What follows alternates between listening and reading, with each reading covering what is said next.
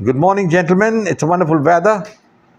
I'm just going to talk to you about the Indian political scenario, and that includes the 2024 election. I'm not going to give you any news, as I told you, I don't talk about news. I give you analysis. And my analysis is in one line Narendra Modi is heading for a massive victory into 2024 elections. And why is that? Not that he's done no mistakes. Of course, he's done mistakes, but his good is more than the mistakes which he committed. The Indian economy is thriving, but again, I will add a cautionary note. The money has not gone down to the poorest in India, and we still have 30% people below the poverty line. Well, these are the statistics, but India is now the fourth largest economy in the world. That is also a fact. And China continues to be India's bugbear. All this is part of the scenario, but India is a democracy, and in a democracy, it is the one man, one vote principle that counts. And in this, Narendra Modi is way ahead. He's going to lead the BJP, I think, to its biggest victory ever in the 2024 election. If you look at the report card, he's done a lot. He's got the Ram Mandir built. He's abolished Article 370, integrated the state with India, and he is now going in for the UCC bill, which is part of the directive principles of the Constitution. And he had already, by an act of parliament, put a restriction on the triple talaq, which is an obnoxious facet of Islamic law. Well, gentlemen, the opposition has been following the politics of appeasement, and that is not going to help out. And I'm very certain that the BJP is going to win with a massive majority. I'll not say how many seats, but let me tell you that this would be the highest tally of the BJP ever in any election. And maybe leaving out the freak win of Rajiv Gandhi in the 1984 election, when he won almost 400 seats, I think this BJP victory is going to be the biggest ever.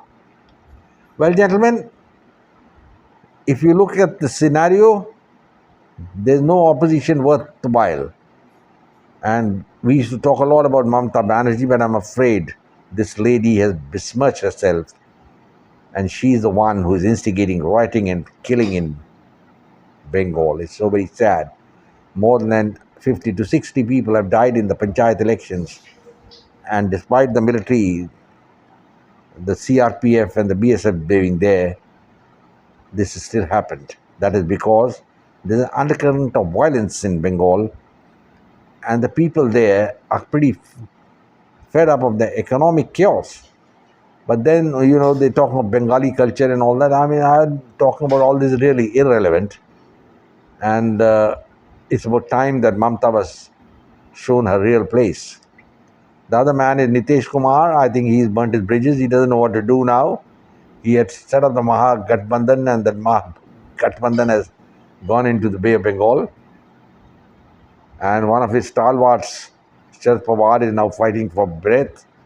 He's been upstaged. He's become a zero in Maharashtra. You look at it anyway. Kejriwal, this man is now facing jail. I've given you an astrological forecast about him that he's going to go to jail. His deputy is already in jail. He's sitting. And recently, 64 crores of property of this man, Manish Sisodia, was attached by the ED. So, the opposition, nothing to talk about. And one of their leaders is Lalu Prasad Yadav, and he was sitting in the Mahagathbandhan in Patna. Look at this man. How can he be a leader? He spent 5 years in jail, and he's still facing corruption charges. Then we have got another leader, KCR, in Telangana. His daughter is facing arrest from the ED. And he's mighty scared. He's running around here like a hen. Now you come down deeper south, You have Stalin, who's the Tamil leader, and he has only a one-point agenda that he's going to throw out the North Indians. You can't throw them out. And North India is actually the heart of India. You can't say that. But then I think there's a change of thinking, and I won't be surprised that tomorrow he sits down and becomes the ally of Modi, because everybody's wanting to join Modi now. And I only hope that the people who are joining Mr. Modi don't get a bad nose later on, because 2024 we don't know really how the election is going to pan out. But in the face of it, what I do feel is that Narendra Modi's got a head start. He's done a lot of good for India. He brought the Indian prestige up to sky high. Of course, there is a lot of failures, as I told you, about the poverty front and all that. But the fact remains that India is a reckoning force now. And that reckoning force can be seen from the fact that there's been a change of thinking in the Indian intelligence, and the Khalistani leaders are now mighty scared. Gurpatwan Singh, who was the Khalistani leader from America, is now in hiding. He doesn't know what to do. He's just hiding. He knows that he's going to get killed. Already 4 have been killed. So many Kashmiri militants also have been sent to the next world. I don't say the RAW has done it. It'll be wrong for me to say that. I can only say that I don't know who's done it. But probably somebody's done it at somebody's instigation. So it's about time, gentlemen, people in India realized that at the moment the best bet for India is Narendra Modi, and the people must turn out en masse to vote for him and the BJP.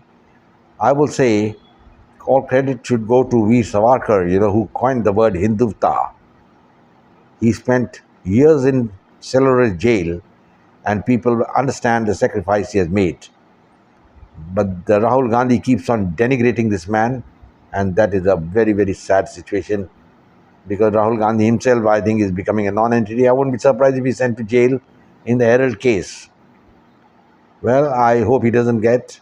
It would be a very sad day if the grandson of Jawaharlal Nehru has to sit in jail. But gentlemen, you never know, the law takes its course. And now let's get going. Its election mode is on. Then Modi has sounded the bugle for the election, and he's now riding high. I think he's like old King Cole was a merry old soul, and a merry old soul was he. I think that's good enough for Mr. Narendra Modi. And as far as I'm concerned, I'm neither on the side of Mr. Modi or against him. My job is just to tell you the truth of what is happening. And my feeling is, all over India, there's only one national leader who's acceptable, whether in Assam or in Maharashtra, or maybe even in Madhya Pradesh and Uttar Pradesh, and that is Narendra Modi. So I'll close now and say, gentlemen, Jai Hind, glory to India. Do subscribe to my channel, share it with your friends, and come back for more.